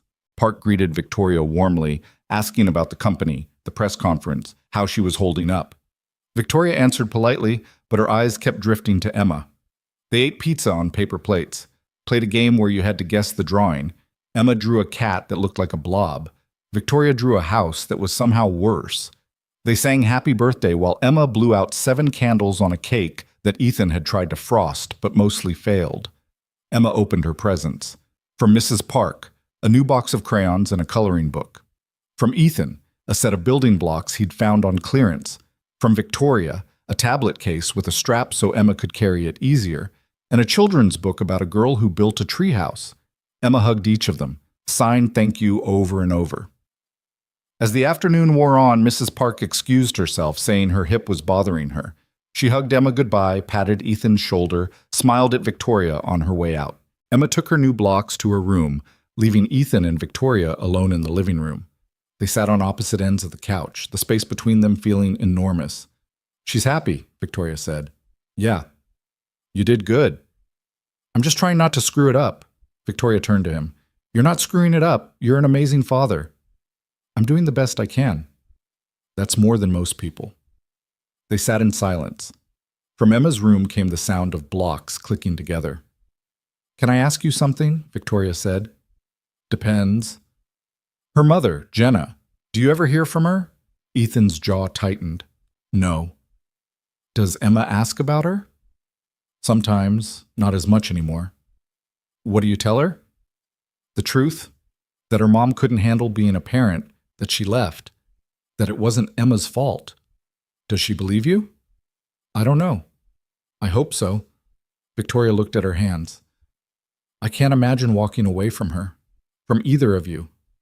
Most people can't, until they do." "I won't." "You keep saying that, because I keep meaning it." Ethan wanted to argue, wanted to put up walls, but he was tired of fighting, tired of being afraid. Okay, he said. Okay. I believe you. Victoria's eyes widened. Really? Don't make me regret it. She laughed. It was soft, almost fragile. I won't, I promise. Emma appeared in the doorway, holding something. She walked over to Victoria, climbed onto the couch beside her. I made you something, she signed. Victoria looked at Ethan. He translated. Emma handed Victoria a drawing. It was the three of them, stick figures holding hands. Above them, she'd written in crayon, My Family. Victoria's face crumpled. She pulled Emma into a hug, holding her tight while tears streamed down her face. Ethan looked away, swallowed hard. When Victoria finally let go, she signed to Emma, Thank you. I love it. Emma grinned. Can you stay for dinner? Victoria looked at Ethan. He nodded. I'd love to, Victoria said. They ordered Chinese food because Ethan was too tired to cook, ate it straight from the containers while sitting on the floor. Emma fell asleep on the couch halfway through a movie, her head in Victoria's lap. Victoria stroked Emma's hair gently, careful not to wake her. I should probably go, she whispered. You don't have to. It's late. Stay. The word came out before Ethan could stop it. Victoria looked at him. Are you sure? Yeah. She settled back into the couch. Ethan grabbed a blanket, spread it over Emma. Then he sat beside Victoria, leaving a careful distance between them. They watched the rest of the movie in silence. When it ended, Ethan carried Emma to her bed, tucked her in, kissed her forehead. When he came back to the living room, Victoria was standing by the window, looking out at the city lights. Thank you for today, she said, for letting me be here. Emma wanted you here. What about you? Ethan crossed the room, stood beside her. I wanted you here too. Victoria turned. They were standing close now, close enough that Ethan could see the flecks of gold in her eyes, close enough to remember what it felt like 8 years ago when standing this close meant something. I'm sorry, Victoria said, for everything, for believing the lies, for not fighting harder, for letting you go. I let you go too. We were both trying to protect each other. Didn't work out great. No, it didn't. Ethan reached out, tucked a strand of hair behind her ear. Victoria's breath caught. I don't know how to do this, he admitted. How to trust again. How to let someone in. We'll figure it out. What if we can't? Then we'll try anyway. He almost kissed her, almost closed the distance, but something held him back. Fear, caution, the weight of 8 years. Victoria saw it in his face. She stepped back, giving him space. I should go, she said softly. Victoria, it's okay, really. She grabbed her coat. Thank you for today, for letting me be part of it. Ethan walked her to the door. She paused in the hallway, looked back. Can I come by this week? Spend time with Emma? Yeah, she'd like that.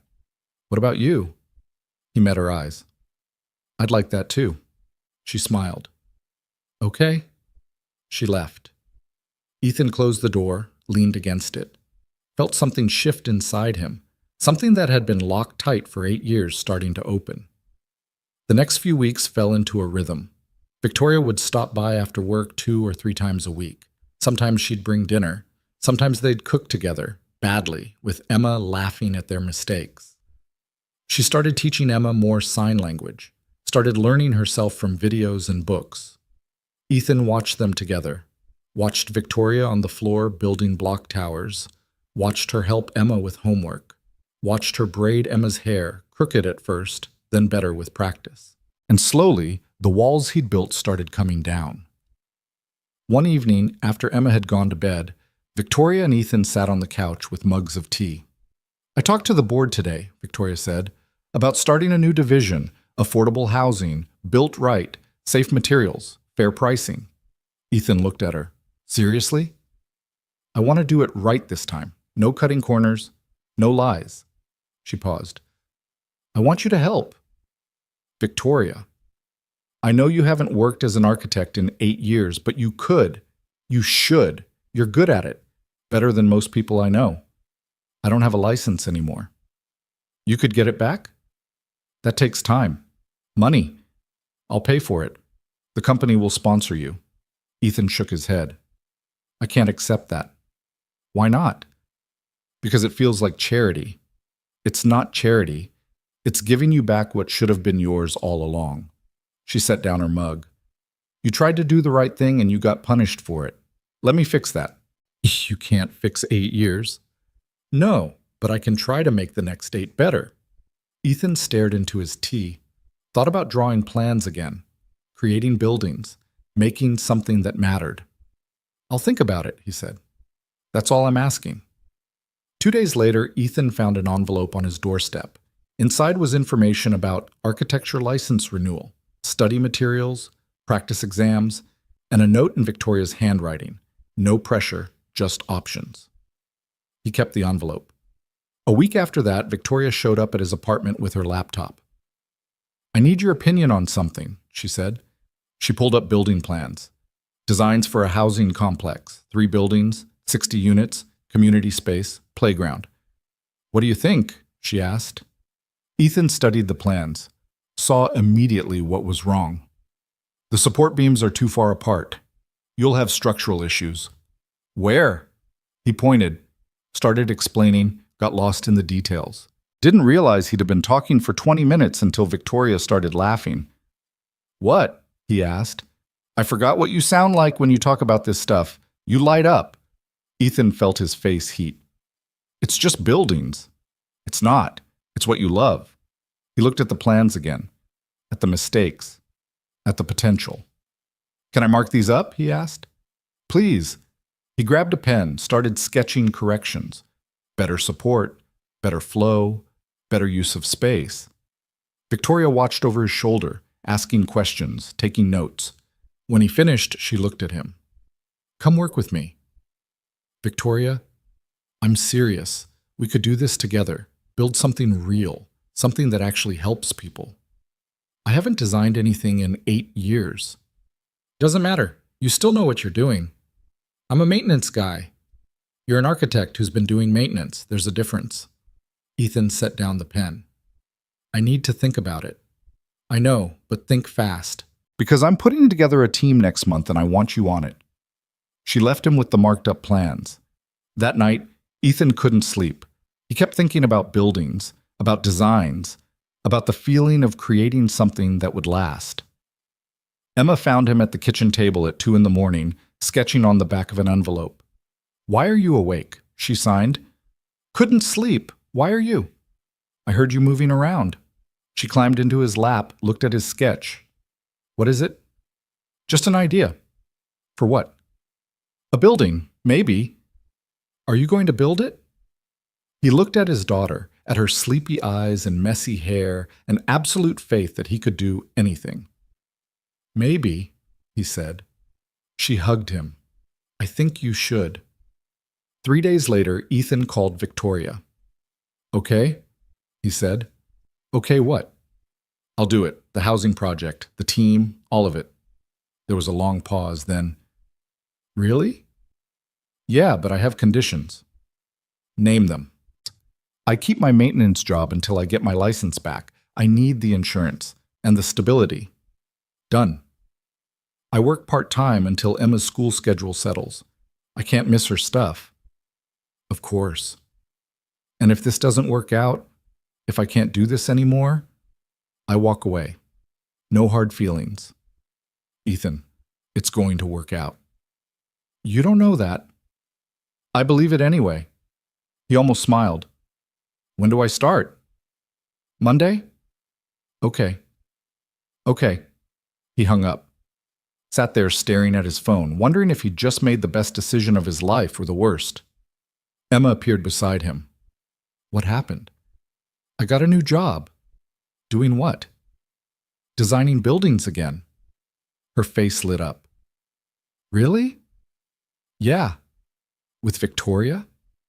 Yeah. She threw her arms around his neck. I'm so happy. Ethan held her tight, felt something in his chest loosen. Maybe this would work, maybe it wouldn't, but for the first time in 8 years, he was willing to try. Monday morning came too fast. Ethan stood outside Ashford Tower at 7:30, staring up at the building like he was seeing it for the first time. Somewhere on the 18th floor there was an office with his name on a temporary placard. Somewhere in that office was a desk, a computer, and architectural software he hadn't touched in 8 years. His hands were sweating. Emma had made him promise to text her when he got there. She'd drawn him a good luck card, a stick figure at a desk with a big smile. He had it folded in his pocket. The lobby doors opened. Victoria stepped out holding 2 coffee cups. "Thought you might need this," she said, handing him one. "How'd you know I'd be out here?" "Because I know you." She took a sip of her own coffee. "You ready?" "No?" "Good. That means you care." They rode the elevator up together. Ethan tried not to think about the last time they'd been in this elevator. Tried not to remember the silence, the anger, the weight of 8 years pressing down on them. The doors opened on 18. Victoria led him down a hallway he'd only seen from the maintenance side. Scaffolding, drop cloths, broken fixtures. Now it was carpeted, bright, full of people already at their desks. His office was small. Window facing east, desk with a new computer, a bookshelf waiting to be filled. On the desk was a framed photo he didn't recognize at first. Then he realized it was him and Emma at the park, the day Victoria had met them there. Someone had taken it without him noticing. Emma was on the swings, Ethan pushing her, both of them mid-laugh. "I hope that's okay," Victoria said from the doorway. "I thought, it's perfect." She smiled. "Your login info's on a sticky note. Team meetings at 9. You've got an hour to settle in." "Victoria?" "Yeah?" "Thank you." "Stop thanking me. You earned this." She left him alone. Ethan sat at the desk, opened the computer, stared at the login screen, typed in his credentials. The screen loaded, desktop, icons, architecture software he used to know by heart. He opened it. The interface had changed, new tools, new menus, but the bones were the same. He clicked around, testing, remembering.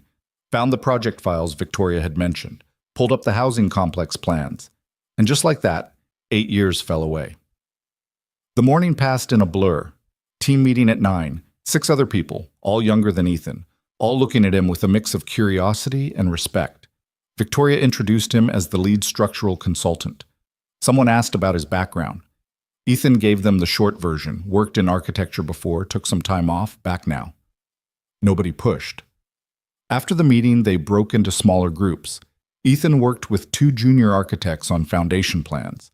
They were good, smart, asked questions that made him think. By noon, he'd forgotten to be nervous.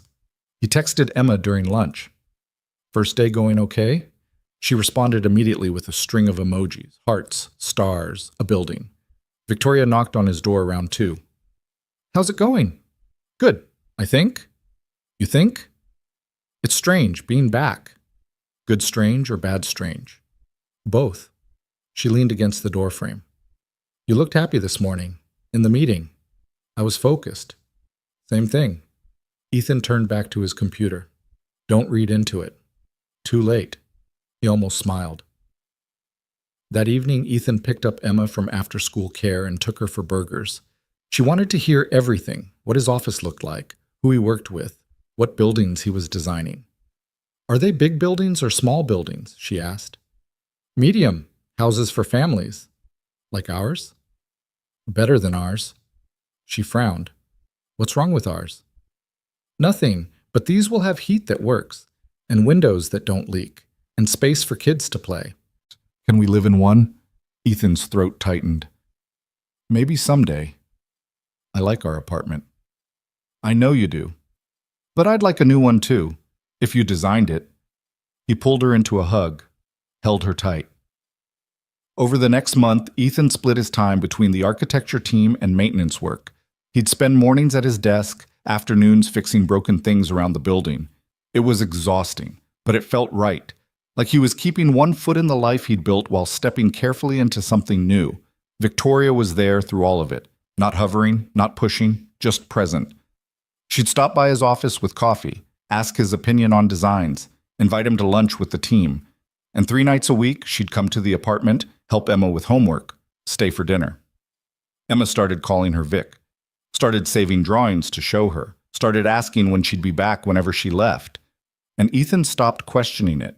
6 weeks into the job, the housing project hit its first major obstacle. The city zoning board rejected their permit application.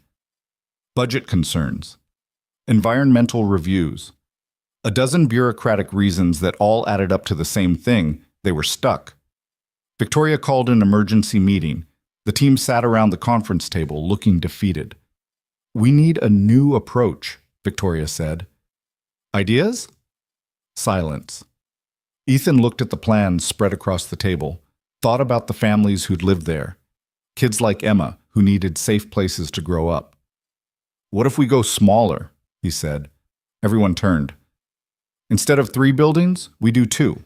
Fewer units, lower cost, easier to get approved." "That cuts our capacity by a third," one of the junior architects said. "But it gets us built. And once the city sees what we're doing, sees that we're serious about doing it right, they'll approve phase 2. Victoria studied the plans. "It could work. It's a risk."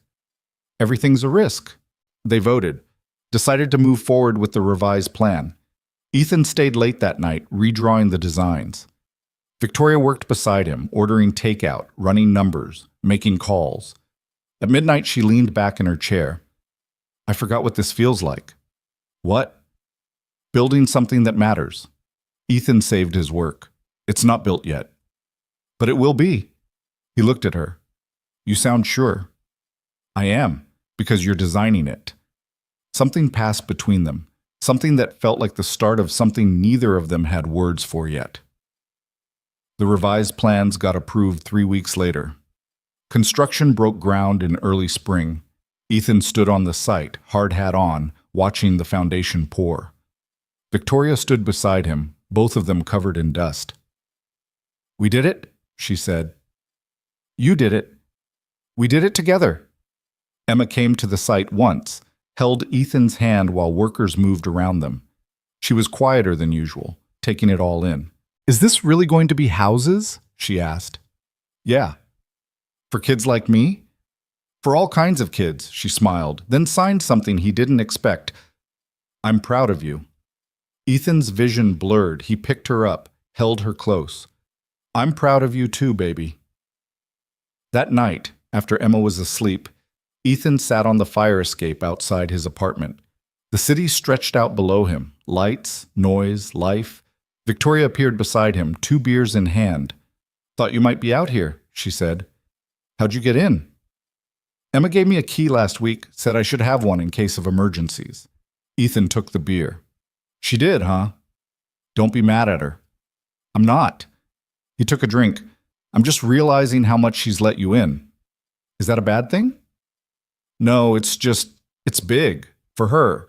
She doesn't trust easy." "Neither do you." "No, I don't." Victoria sat beside him. "But you're trying." "Yeah." They sat in silence. Below them, a car alarm went off. Someone yelled at someone else. Normal city sounds. "My father called me yesterday," Victoria said. Ethan looked at her. "What did he want?" "To apologize." "Sort of.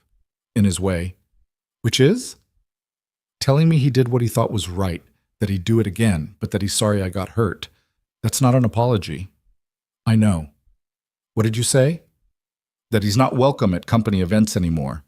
That I'll send him financial reports, but that's it. And that if he ever tries to interfere again, I'll sell his shares out from under him." Ethan almost smiled. "How'd he take it?" "About as well as you'd expect. Hung up on me." "I'm sorry." "I'm not." She took a drink. "He made his choices. I'm making mine. And my choice is to build something better than what he left behind." "The housing project?" "That and this." She gestured between them. "Us. Whatever this is." Ethan's heart stuttered. "What is this?" Victoria turned to him. "I don't know, but I want to find out if you do." He'd been waiting for this moment, dreading it and wanting it in equal measure. Because wanting Victoria meant risking everything, meant trusting that she wouldn't leave, that they could build something real from the wreckage of what they'd lost. "I'm scared," he admitted. "Me too." "What if we screw it up?" "Then we'll deal with it. Together." "What about Emma?" "If this doesn't work, it will." "You don't know that." "No, but I'm willing to bet on it anyway." She set down her beer. "I love her, Ethan. I love the way she lights up when she shows me her drawings. I love the way she signs thank you after every meal. I love that she's fierce and funny and doesn't let anything stop her. Ethan's throat closed. And I love you, Victoria continued. I never stopped, not in 8 years. Not when I hated you, not when I thought you'd abandoned me, not ever. Victoria, you don't have to say it back. I just needed you to know. But Ethan was already moving, already closing the distance between them, already kissing her like he'd wanted to for months. She kissed him back, soft at first, then harder. Like 8 years of missing each other had finally found an outlet. When they pulled apart, both breathing hard, Victoria was crying. I love you too, Ethan said. I never stopped either. She laughed, pressed her forehead to his. We're idiots. Yeah, we are. They sat there on the fire escape, holding each other, while the city moved around them. The housing project finished construction in late fall. 2 buildings, 40 units. Community center, playground with equipment designed for kids with disabilities. Every unit met accessibility standards. Every material chosen for safety and durability. The day families started moving in, Ethan brought Emma to see it. They walked through the completed buildings, Emma's hand in his, both of them quiet. Did you really make this? She asked. I helped. It's amazing. You think so? I know so. They found Victoria outside talking to a family who'd just gotten their keys. A mother, a father, 2 kids. The mother was crying. The father kept saying thank you. The kids were already running toward the playground. Victoria saw Ethan and Emma, excused herself, walked over. What do you think? She asked. I think it's real, Ethan said. It is. Emma tugged on Victoria's sleeve. Can I play on the playground? Of course. Emma ran off.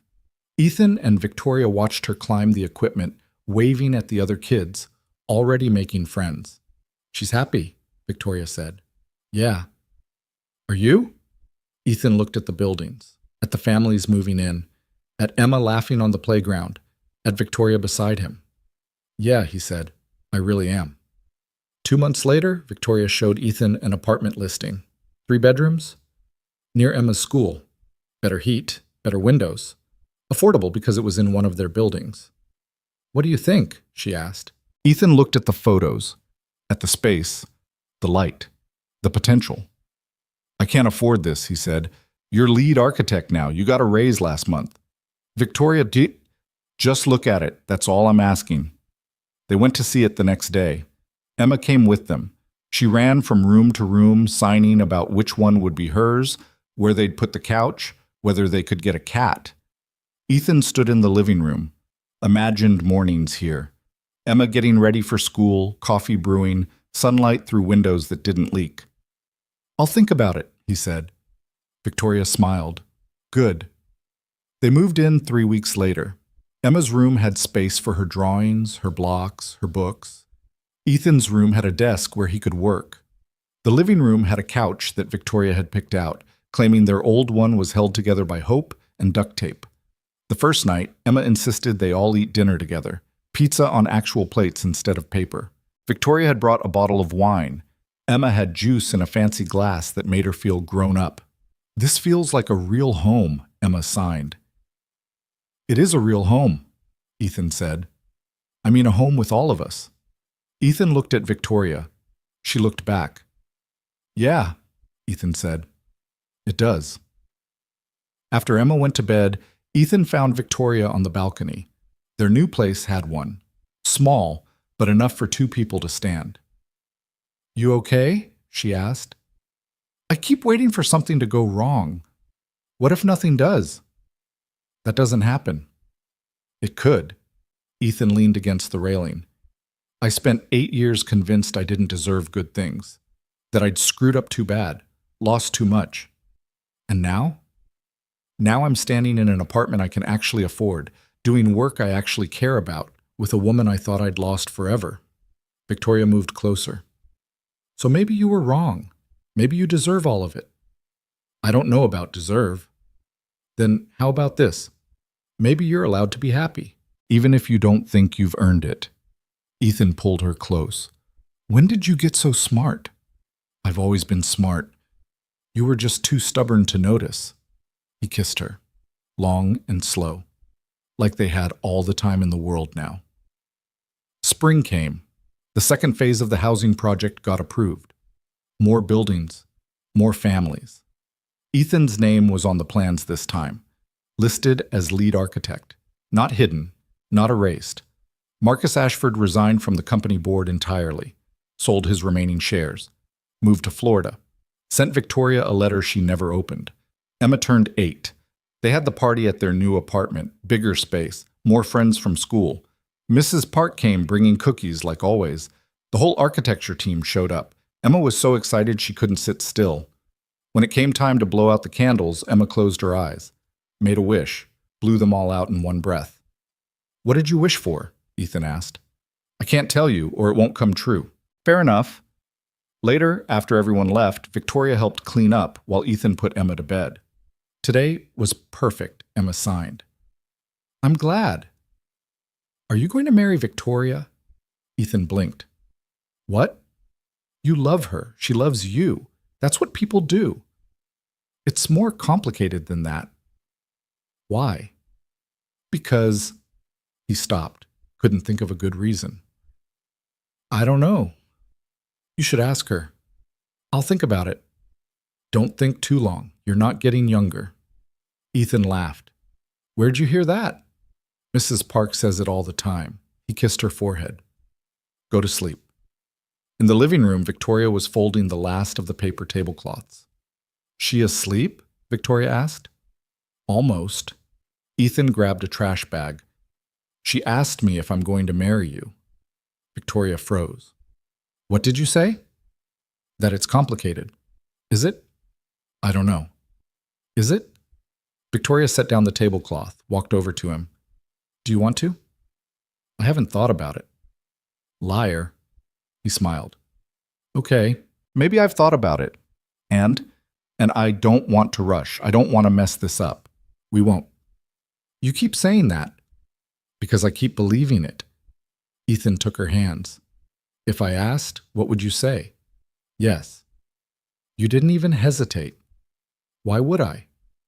"Because we've only been doing this for a few months. Because Emma's still adjusting. Because—" Victoria kissed him, cut off every excuse. "Ask me," she said when they pulled apart. "What?" "Ask me, right now." "I don't have a ring." "I don't care." Ethan looked at her, at this woman who'd come back into his life through a broken elevator and a sick kid, and 8 years of pain neither of them caused, but both of them carried. This woman who'd learned sign language for his daughter, who'd cleared his name, who'd given him back the career he thought he'd lost forever. He got down on one knee. "Victoria Ashford, will you marry me?" She was crying. "Yes." "I don't have a ring." "I said yes anyway." He stood up, kissed her, held her while she cried into his shoulder. From down the hall, Emma's voice, "Finally!" They both turned. Emma was standing in her doorway, grinning. "You're supposed to be asleep," Ethan signed. "I was listening." "Of course you were. Are you getting married?" "Yeah." Emma ran down the hall, threw her arms around both of them. "I'm so happy." "Me too, baby." "Can I be in the wedding?" Victoria laughed through her tears. "Obviously." They stood there in the middle of their apartment, the three of them, holding each other like they were afraid to let go. The wedding was small. City Hall. Just Emma, Mrs. Park, a few friends from work. Victoria wore a simple dress. Ethan wore a suit Emma had helped him pick out. Emma wore a blue dress and carried flowers. When the officiant asked if anyone objected, Emma raised her hand. Everyone froze. "I have something to say," she signed. Ethan translated, trying not to laugh. "I love both of you, and I'm really glad you're getting married. That's all." The officiant smiled. "Noted." Afterward, they went to dinner at a restaurant Emma picked. Pizza place she loved. Nothing fancy, just good food and people they cared about. That night, back at the apartment, Emma fell asleep between them on the couch. Ethan carried her to bed. When he came back, Victoria was on the balcony. He joined her. "You okay?" "I'm married." "Yeah, you are." "To you." That a problem? The opposite. They stood in silence. The city spread out below them. Somewhere out there, families were living in buildings Ethan had designed. Kids were playing on playgrounds he'd planned. People had safe homes because he'd refused to let Marcus Ashford bury the truth. You know what I keep thinking about? Victoria said. What? That elevator. 8 years ago, I thought it was the worst day of my life. Running into you. Having to face what I thought you'd done. And now? Now I think it was the best thing that could have happened, because it brought us here. Ethan pulled her close. Took the long way around. Worth it, though. Yeah, it was. They stood there holding each other, while the city hummed around them.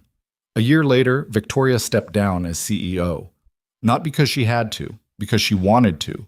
She stayed on the board, consulted on major projects, but gave herself space to breathe.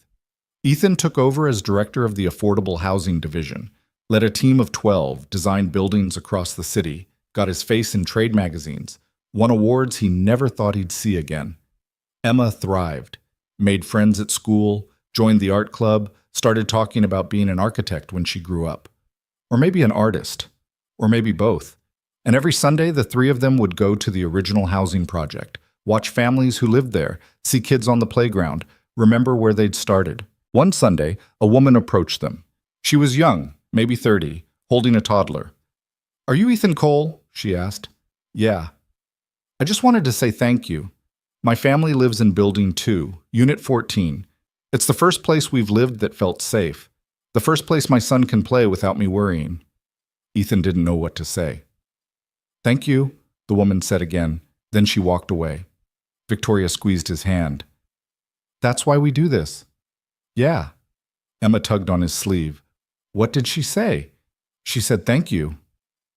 "For what?" "For building something that matters." Emma smiled. "I think you're really good at that." Ethan looked at his wife, at his daughter, at the buildings around them. "I think I finally am," he said.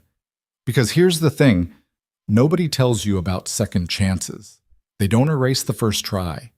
They don't undo the pain or the mistakes or the years you lost, but they give you something better. They give you the chance to build something new on top of everything that broke." Ethan had spent 8 years believing he'd lost everything that mattered, his career, his love, his future. And in some ways, he had. But what he'd built in its place, the life he'd created with Emma, the relationship he'd fought for with Victoria, the work he did that actually helped people, none of that would have existed without the breaking. Sometimes the wrong elevator is exactly where you need to be. Sometimes the person you thought abandoned you never left at all. Sometimes the life you're living is preparing you for the life you're meant to have.